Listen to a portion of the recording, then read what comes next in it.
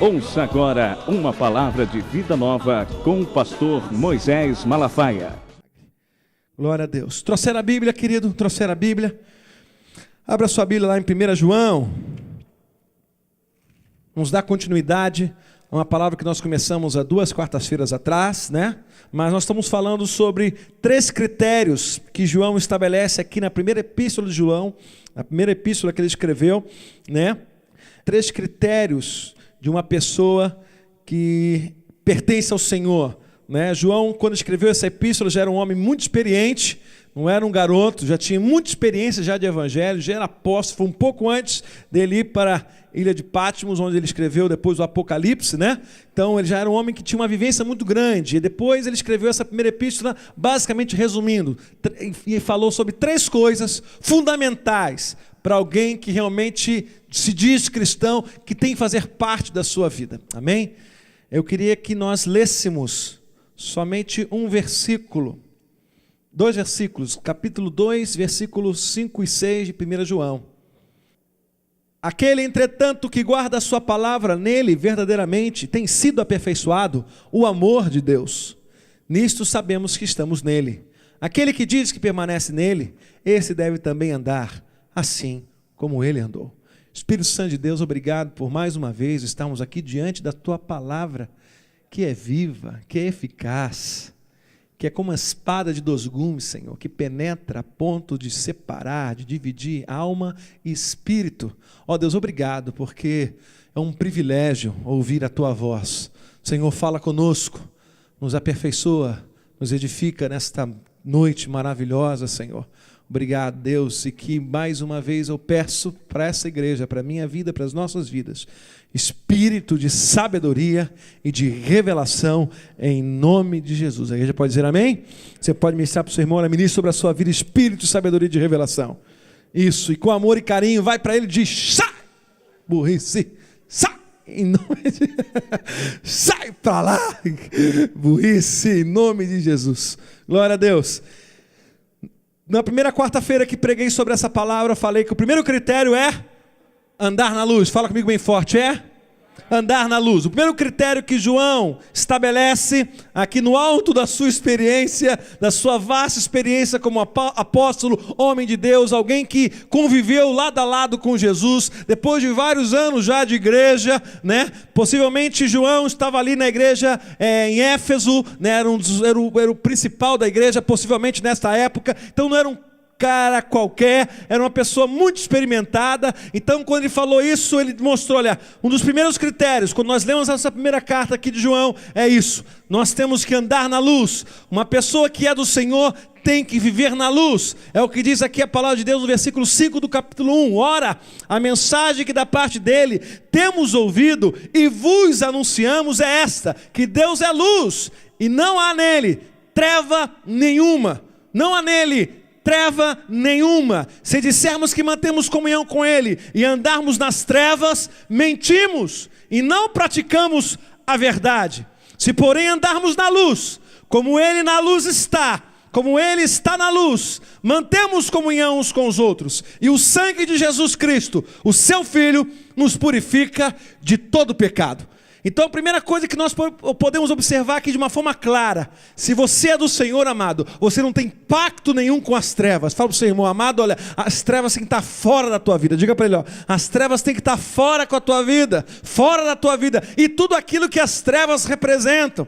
E uma coisa básica que as trevas mostram e traz, amado, é pecado. O pecado é sintoma de trevas, o pecado é sintoma que não há luz. Então andar na luz significa a ausência de pecado na nossa vida. Nós não podemos mais viver praticando o pecado. Diga para o seu irmão: querido, você não pode mais praticar o pecado. O pecado na sua vida tem que ser um acidente. Diga para ele: olha, o pecado na sua vida tem que ser um acidente. E querido, pergunto eu a vós, vocês: acidente acontece todo dia? Acidente acontece todo dia? Acidente acontece todo dia? Não, definitivamente acidente não acontece todo dia. Então o pecado na nossa vida tem que ser assim, como um acidente. Andar na luz é isso, é não ter parte nenhuma com as trevas. E eu falei algumas coisas, quando nós lemos aqui, falamos aqui, 6 coisas que caracterizam uma pessoa que está andando na luz. A primeira é manter comunhão com Deus. A segunda é manter comunhão com os irmãos. A terceira é guardar a sua palavra. A quarta é não amar o mundo. A quinta é se purificar. E a sexta é não viver pecando. Amém, amados? Glória a Deus. E hoje eu quero falar sobre o segundo critério que João nos mostra ao ler essa carta. O segundo critério, amado, além de andar na luz, é o amor. Uma das coisas fundamentais que João fala aqui é sobre o amor. Você pode observar que nesse versículo que nós lemos, logo para iniciar a pregação, nós falamos: aquele, entretanto, que guarda a sua palavra, nele verdadeiramente tem sido aperfeiçoado o amor de Deus. E eu gostaria de ler alguns versículos dessa primeira epístola de João. Olha só. Primeira epístola de João, capítulo 3, versículo 11. Eu queria que todos nós lêssemos juntos. 1 João, vamos ler alguns versículos. E os versículos que eu for citar aqui, todos nós lêssemos agora em nome de Jesus. 1 João, capítulo 3, versículo 11, diz o seguinte: porque a mensagem que ouviste desde o princípio é esta, que nos amemos uns aos outros. Versículo 14, 1, 2, 3, e nós sabemos que já passamos da morte para a vida, porque amamos os irmãos. Aquele que não ama, permanece na morte. Amado, João é um cara assim muito light. Você pode observar que na carta dele sempre amados e tal, sempre vai, né, quebrando ali e tal, mas ele fala verdades aqui de uma forma prática, que ele diz, vou repetir aqui para você prestar atenção: nós sabemos que já passamos da morte para a vida. Olha o que ele diz: porque amamos os irmãos. Ele está dizendo o seguinte: se existe uma coisa que prova que você já passou da morte para a vida, é porque amamos os irmãos. Ou seja, vemos em você, ele via na igreja, via nele, tem que ver que há o amor sendo demonstrado pela vida um do outro. Não adianta você falar, o critério que ele estabeleceu não foi: eu passei da morte para a vida. Não é esse critério. O critério que João estabelece aqui, sabemos que passamos da morte para a vida. Em outras palavras, sabemos que estávamos perdidos e agora fomos achados. Sabemos que outrora estávamos nas trevas e agora estamos na luz. Sabemos que outrora éramos filhos do diabo, filhos do capeta, e agora somos filhos de Deus. Por quê? Qual o critério que ele estabelece? O amor. Ele não estabelece a linguagem, ele não estabelece a quantidade de hinos que você canta, a quantidade de versículos que você sabe, a quantidade de glória a Deus e aleluia, a quantidade de profecia que você profetiza, a quantidade de visão, de revelação, sabe? Nada disso, amados. Na verdade, se você for olhar bem, estudar bem as cartas que Paulo escreveu e outros homens escreveram, na verdade, língua estranha, revelação, visão, profecia, não é sintoma de maturidade espiritual. Sabia disso? Existem 3 coisas básicas que Paulo sempre fala, ou omite quando uma igreja está deixando a desejar nessa área. 3 coisas básicas que demonstram uma igreja em crescimento e maturidade. Ele sempre aborda sobre a fé, esperança e o amor. Nunca ele fala da quantidade de línguas, profecias, visões, de revelação, nada disso. Pelo contrário, quando você lê a palavra de Deus, você vai verificar que a igreja que recebeu mais 2 foi a igreja de Coríntios, mas era a igreja mais torta, era a igreja mais errada que existia no Novo Testamento. Nós, pentecostais, nós gostamos do fogo, fogo! Às vezes pensamos que o critério de maturidade espiritual está ligado a isso. Na quantidade de visão, esse que te digo, esse que veja o céu aberto e um pão acebolado vindo. E a gente se impressiona. Virou chavão. Não, Deus falou comigo. Caramba, Deus falou com ele. Eis que te digo, caramba, presta atenção. E a minha graça vos basta. Virou, sabe? Estou muito tempo, virou um chavão algumas coisas que Deus falou. Eu estava lendo um negócio sobre Kenneth Hagin, que ele estava falando o seguinte, que quase todas as igrejas que ele foi pregar, pelo menos 2 ou 3 irmãos chegaram para ele e davam uma palavra profética. O Senhor mandou te dizer, ele, claro, ele ouvia, respeitava e ouvia. Mas que na verdade, de tudo que ele já ouviu na vida dele, somente 2 ou 3 coisas realmente aconteceram. Porque definitivamente, amados, uma igreja não é vista em termos de maturidade por causa de dons, por causa da visão. Né? Eu tenho que ver, eu tenho que ver um anjo. Eu tenho que ver um anjo, eu tenho que ver um anjo. Se eu não ver o anjo é que eu estou em pecado. Amado, eu nunca vi nada. Quantos aqui nunca viram nada? Mas continuam crendo no Senhor. A Bíblia diz, bem-aventurado aqueles que não creram, aqueles que não viram, mas creram. Você pode aplaudir o Senhor por essa palavra em nome de Jesus?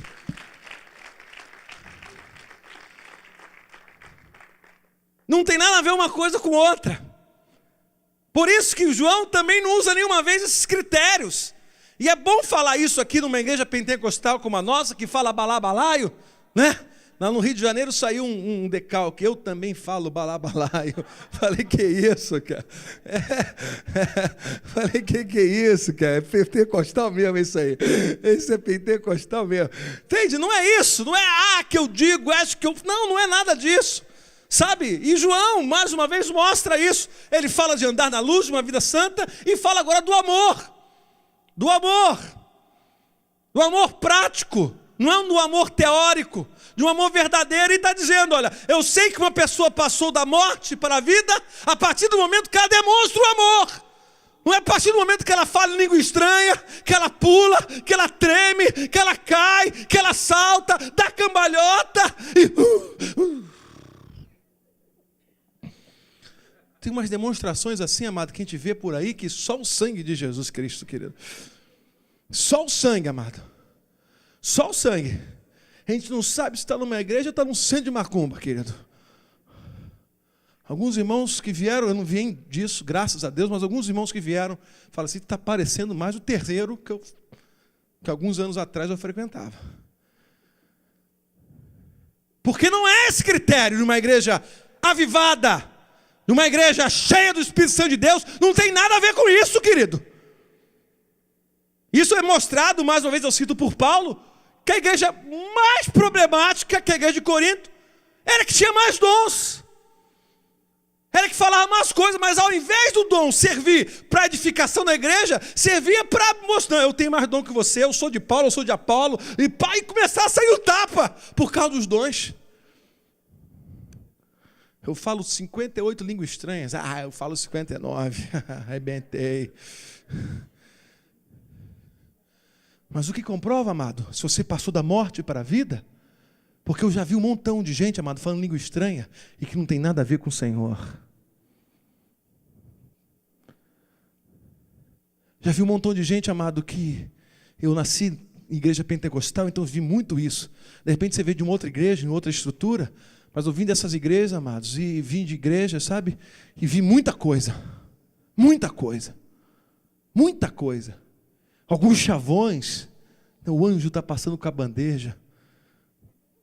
Pega a bênção, que o anjo está passando com a bandeja. Que anjo é esse, amado? Anjo garçom. Pega o envelope, esse envelope tem um negócio. Caramba! E a gente fica, tem gente que fica, meu Deus. E não sabe, não lê a Bíblia. E que vê que os critérios que Deus estabelece para uma igreja madura não tem nada a ver com isso. Nada a ver com isso. Tanto Paulo como João concordam que um desses critérios é o amor. É o amor, amado. Não é a quantidade de língua estranha, não é a quantidade de glória a Deus, não é a quantidade de visões, nem de curas, nem de milagres que possam ser realizados. Sabia disso, amados?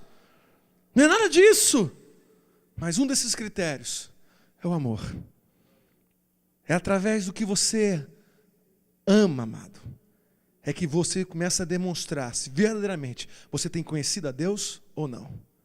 Verdadeiramente, você passou da morte para a vida ou não. Quantos entendem, digam glória a Deus. Por isso que nós sabemos que já passamos da morte para a vida, porque amamos os irmãos. E aquele que não ama, permanece na morte. Versículo 18, do capítulo 3. Diz o seguinte: filhinhos, como está dizendo aqui, né? Não amemos de palavra nem de língua, mas de fato e de verdade. Você pode dizer isso para o seu irmão? Filhinhos, não amemos de palavra nem de língua, mas de fato e de verdade. Eu gosto desse filhinhos aqui, que parece que João estava assim, né? Aí pegou a espada e fincou assim no rim. Filhinhos. Né? Não parece isso? Que ele está assim abraçado, irmão, diz assim: filhinhos, não amemos de palavras nem de língua, mas de fato e de verdade. Porque normalmente é isso que nós vivemos. É isso que muitas vezes, é esse nível de amor que às vezes está na igreja. É um nível de amor teórico. Amado, coloque o seu coração. Da mesma forma que o evangelho é prático, o amor também tem que ser prático. O amor tem que ser demonstrado na praticidade. Não adianta você dizer simplesmente que ama. Eu te amo, eu te amo. Tem que existir demonstração. Eu te amo, ama nada. Você tem que demonstrar. E João fala assim: filhinhos, não amemos de palavra nem de língua, mas de fato e de verdade. E ele fala isso logo depois que ele falou no versículo 17. Por que ele falou isso? Ora, aquele que possuir muitos recursos deste mundo e vir a seu irmão padecer necessidade e fechar-lhe o seu coração, como pode permanecer nele o amor de Deus? João, falando uma coisa prática. O amor tem que ser demonstrado com ações. Daqui a pouco nós vamos ver uma coisa muito interessante. Alguém pode dizer glória a Deus, querido? Vamos ler aqui o versículo 23. A igreja toda. 1, 2, 3 e... Ora, o seu mandamento é este: que creiamos em nome de seu Filho Jesus Cristo e nos amemos segundo... Então ele mostra aqui, faz menção ao mandamento de Jesus, que ele pega, olha, resumiu toda a lei em duas: amarás ao Senhor teu Deus todo o teu coração, e a segunda, qual é?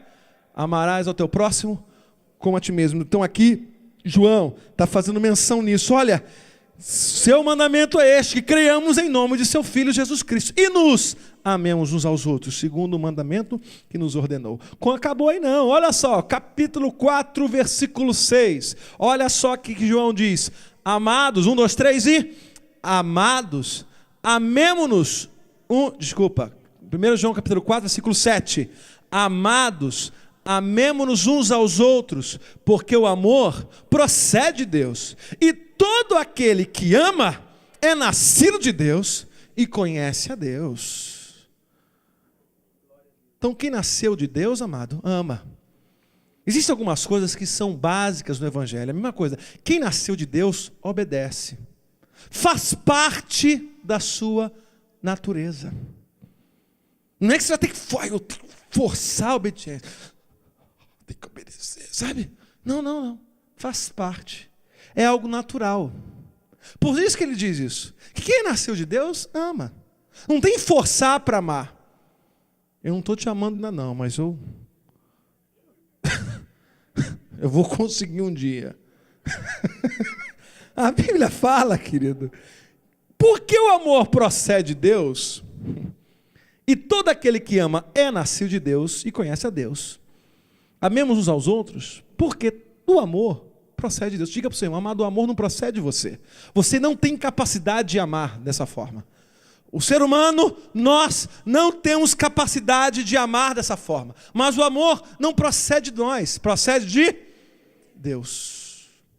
Por isso que ele está dizendo: se você não ama, você tem algum problema com Deus. Porque esse amor vem de Deus. Então se você não ama, o seu problema é com Deus. Logo, se o seu problema é com Deus, significa que você não nasceu de Deus coisa nenhuma. Você nasceu de uma pindombeba. Você não nasceu nada. Não adianta você querer enganar e ludibriar, porque essa palavra não dá para enganar. Porque não é o seu amor, é o amor que vem de Deus. E Deus, naturalmente, Ele derrama o seu amor sobre os nossos corações. Se você é claro, tem comunhão com Ele. Se você é claro, anda com Ele. Agora, se você não anda com Ele, não tem comunhão com Ele, logicamente fica muito difícil para você, para mim, para qualquer ser humano, demonstrar esse amor, exercer este amor. O problema da falta de amor, coloque no seu coração, é sempre um problema de relacionamento com Deus. Porque a Bíblia diz, em João também diz isso, que Deus é amor. Deus é amor, amado. A essência de Deus é amor. Então, se está faltando amor na sua vida, por qualquer coisa, quem quer que seja, é que existe uma falta de relacionamento seu com Deus, com a fonte de todo o amor. Porque todo o amor que nós precisamos, amado, vem do nosso Deus. Alguém pode dizer glória a Deus? Alguém pode aplaudir ao Senhor por causa disso? Todo o amor que nós precisamos vem de Deus. Ele fala aqui, aquele que não ama não conhece a Deus, pois Deus é amor. Diga para o seu irmão, Deus é amor, queridão. Aquele que não ama não conhece a Deus, porque Deus é amor. Vamos continuar? Hein? Versículo 11 do capítulo 4 diz o seguinte: amados, se Deus de tal maneira nos amou, devemos nós também amar uns aos outros. Vamos lá todos juntos? 1, 2, 3 e... devemos... Versículo 12, continua lendo. 1, 2, 3 e...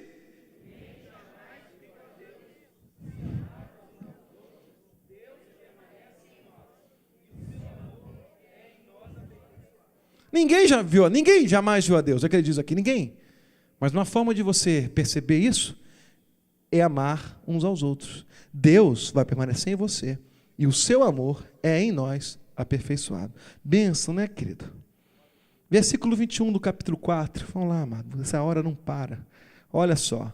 1, 2, 3 e... ora, temos da parte dele este mandamento, que aquele que ama a Deus, ame também a seu irmão. É tremendo isso, né? Mas você tem que amar o seu irmão, não tem jeito. O bom de João aqui é que ele fala de irmão. Ele está falando para a igreja. Porque com certeza as igrejas que ele estava escrevendo, devia existir alguns probleminhas, que é claro que não existe nessa. Existia na época de João. Das igrejas de João. Mas a nossa não tem. Alguém pode dizer glória a Deus? Profeticamente alguém pode dizer aleluia? Mas ele fala, aquele que ama a Deus, ame também a seu irmão. E se você for reparar, João ele fala muito de irmão. Mas Jesus, ele já fala de outra pessoa. Jesus, ele pega um pouco mais pesado. Porque ele não fala de irmão. Jesus fala de quê, amado? De inimigo.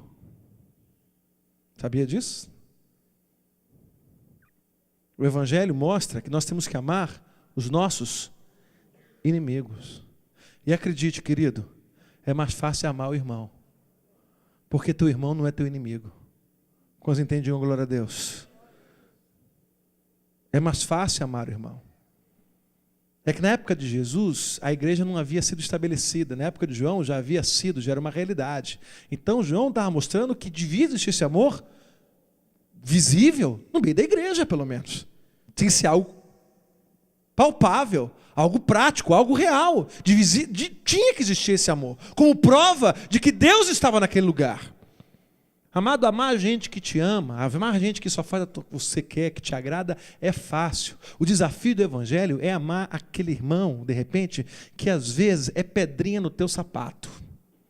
Que é claro que não tem aqui nesse lugar.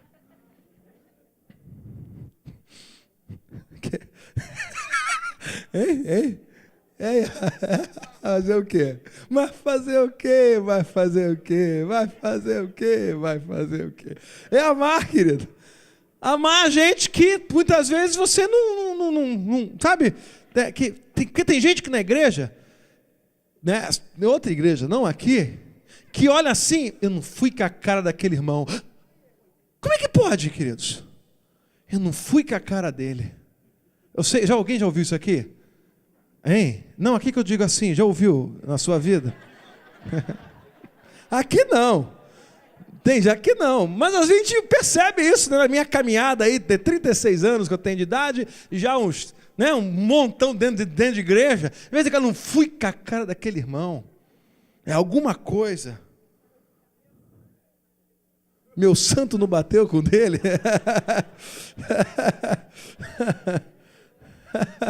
É verdade, amado. A gente traz lá de fora, lá do mundo, a gente traz esses mesmos comportamentos e quer contextualizar dentro da igreja. O desafio, amado, é amar a gente que de repente é difícil de amar. Porque tem gente que é fácil amar. Tem gente que é agradável, né, querida? Tem gente que é fácil amar.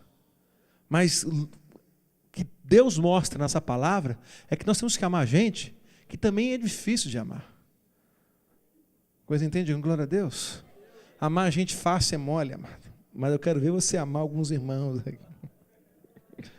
Não posso falar porque está gravando.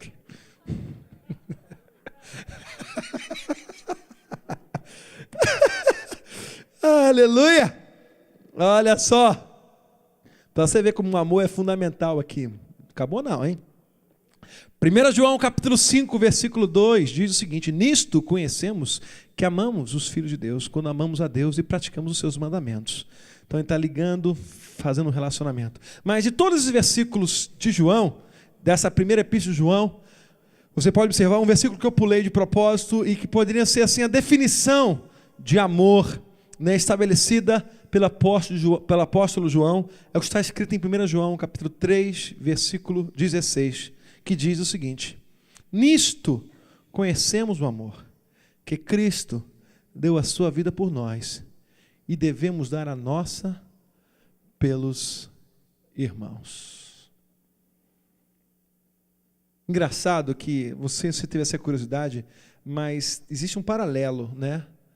Porque em João 3,16 fala também do amor. O que é que fala João 3,16? Por quê? Deus amou o mundo de tal maneira que deu o seu Filho unigênito para que todo aquele que nele crer não pereça, mas tenha a vida eterna. E aqui em 1 João, capítulo 3, versículo 16, eu acredito que não existe coincidência, mais uma vez existe uma palavra, um ensino sobre o amor. E ele fala o seguinte, que nisso conhecemos o amor, que Cristo deu a sua vida por nós, e devemos dar a nossa pelos irmãos. Amado, às vezes, preste atenção no que eu quero dizer, às vezes, para a nossa vida, a gente se esforça, a gente se mata, a gente se estrangula para conseguir coisas para nós. Agora, quando a coisa é para o irmão, são poucos que conseguem demonstrar o amor. Em outras palavras, se não existe essa demonstração desse tipo de amor, significa que não existe esse amor. Porque nisto conhecemos o amor. A forma prática do amor, visível, é que Cristo deu a sua vida. E que nós também temos que dar as nossas, não por você. Porque para você trabalha de sol a sol para encher o seu bolso de dinheiro. Trabalha de sol a sol para comprar uma casa para você, para te deixar confortável na sua aposentadoria. Mas não é isso que é amor.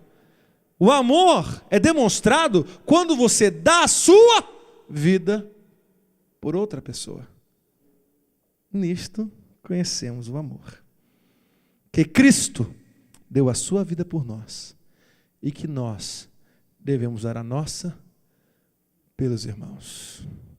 Uma das coisas que motivou a minha vida a abrir mão da minha vida profissional foi essa palavra. Que eu entendi que para conhecer a Deus, eu precisaria estar livre e desimpedido para desfrutar desse amor. Mas para eu desfrutar desse amor, para receber esse amor, eu tinha que abrir mão da minha vida em função das outras pessoas.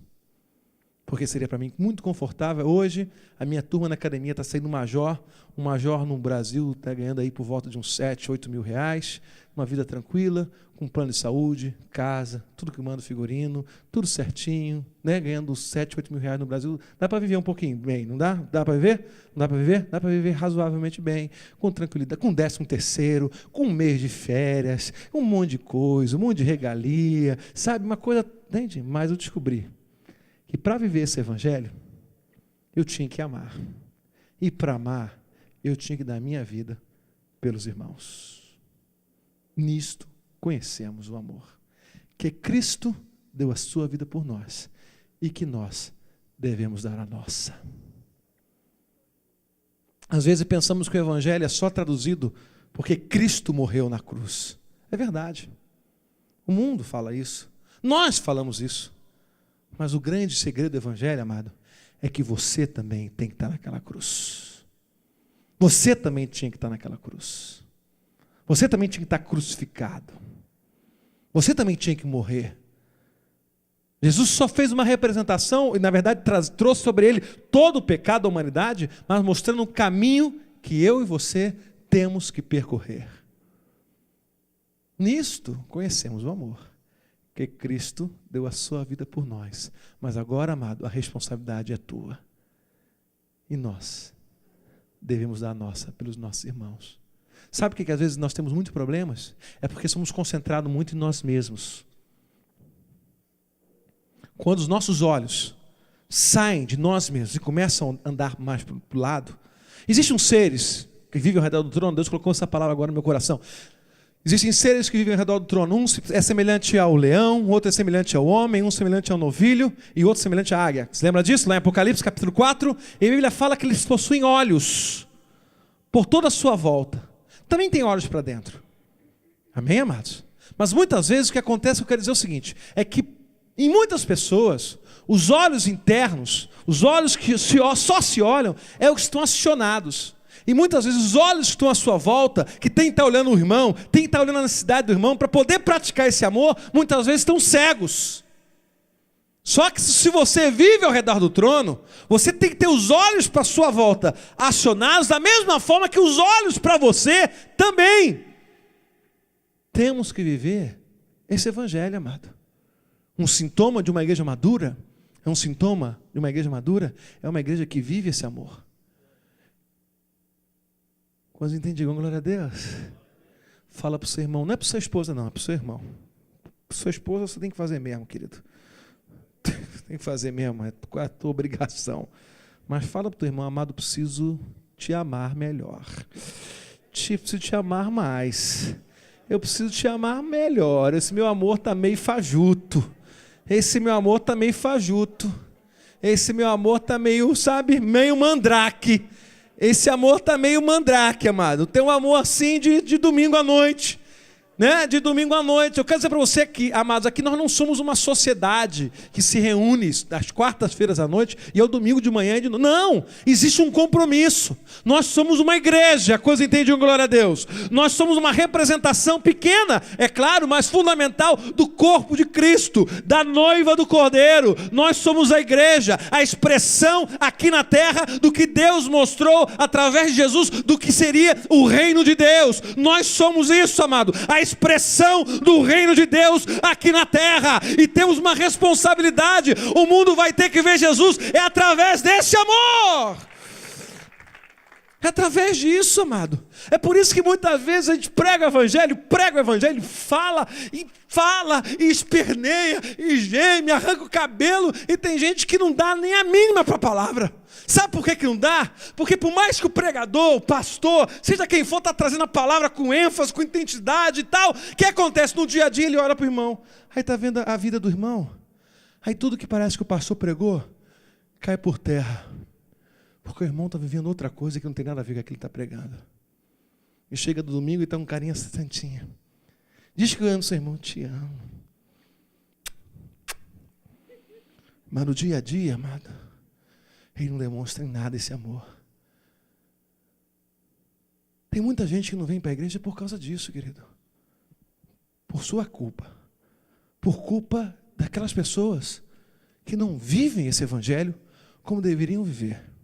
Só relembrando para você uma coisa que eu disse há muito tempo atrás, a respeito de Gandhi.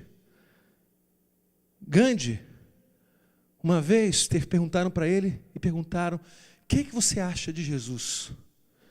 Ele falou: Jesus, o maior de todos. Como Jesus, nunca existirá ninguém. O maior, inigualável, incomparável. Quando eu olho para Jesus, minha vontade é seguir a Jesus. Mas como eu tenho que olhar para os seguidores de Cristo, eu vou ficar onde eu estou. Você não sabe, Gandhi, amado? Ele não era nem um Gandhi. Ele foi expulso de uma igreja evangélica por causa da sua cor. Nisto conhecemos o amor, que Cristo deu a sua vida por nós, mas agora é a nossa vez. Isso é evangelho. Isso tem tudo a ver com o que vimos aqui no domingo.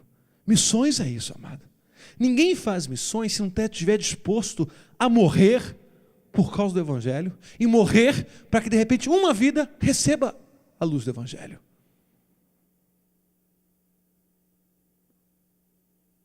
Nisto conhecemos o amor. É nisso, amado. Não é de falar, não é de rir, não é de contar piada e todo mundo ri.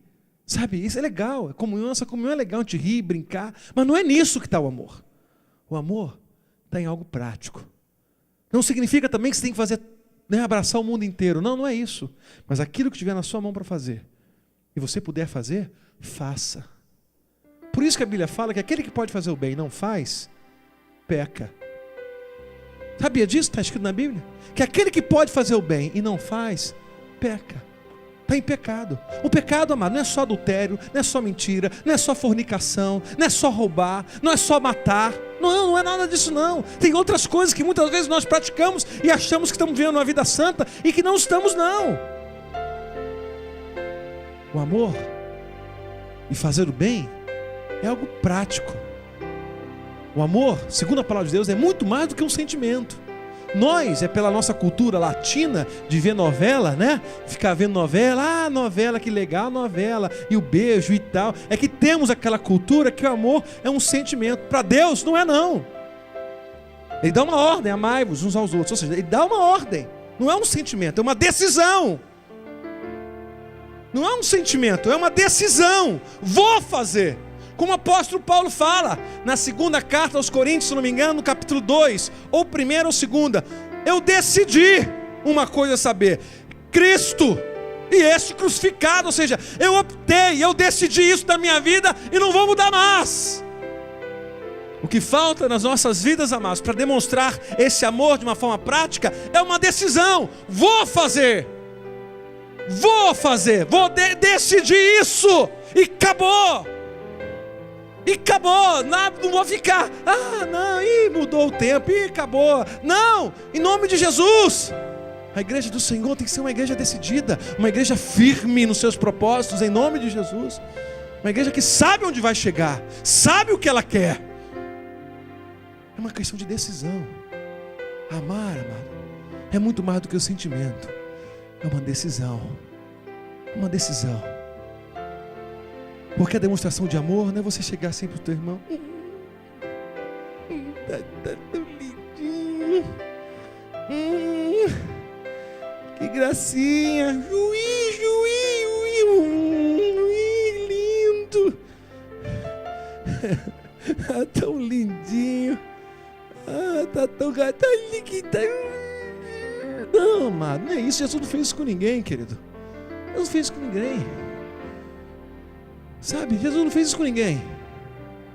Mas a demonstração de amor na palavra de Deus é algo prático. Sabe quando Jesus disse eu te amo para a humanidade? Quando ele morreu na cruz do Calvário.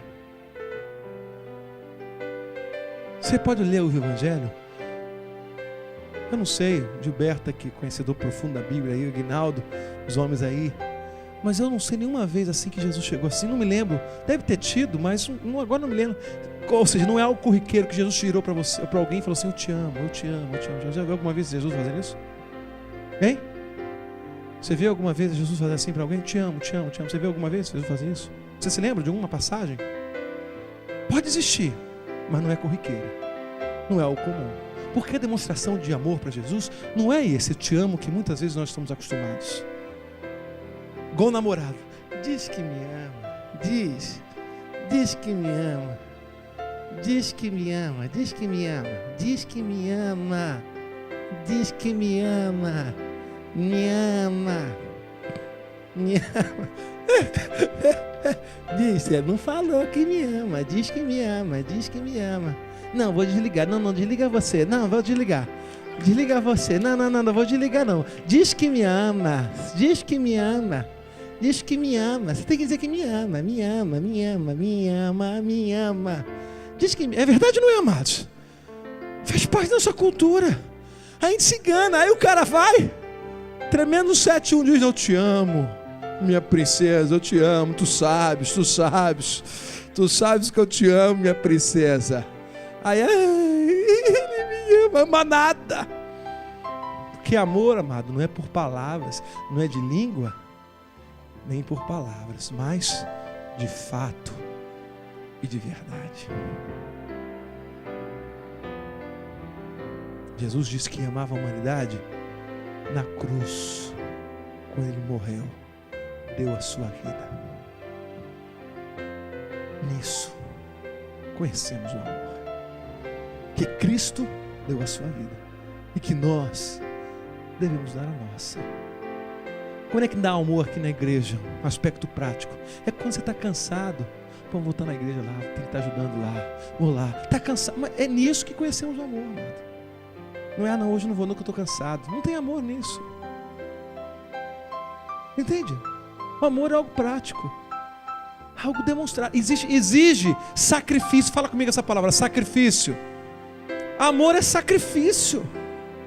Amor é sacrifício. Amor é sacrifício. Andar em amor é viver uma vida de sacrifício. Não é ficar nesse chove não molha, né? Diz que me ama. Eu te amo. Demonstra, filhão. Demonstra. Alguém pode dizer glória a Deus, querido?